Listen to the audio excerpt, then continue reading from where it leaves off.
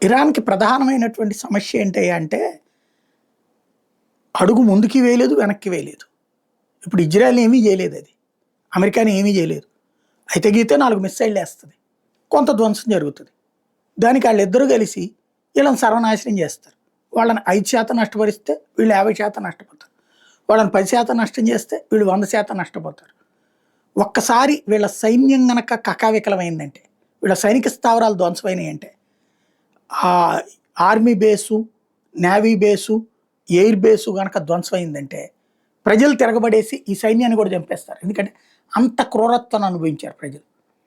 అది తెలుసు వాళ్ళకి కూడా. ఎందుకంటే బహిరంగంగా ఉరులు తీశారు, బహిరంగంగా కొట్టి చంపారు.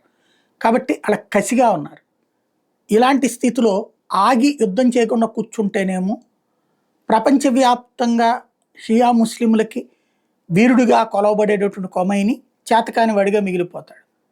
అలాగని ముందుకెళ్తేనేమో వాళ్ళ చేతుల్లో నలిగిపోతారు. ఏంటనేది అర్థంగా తలబట్టుకుంటోంది.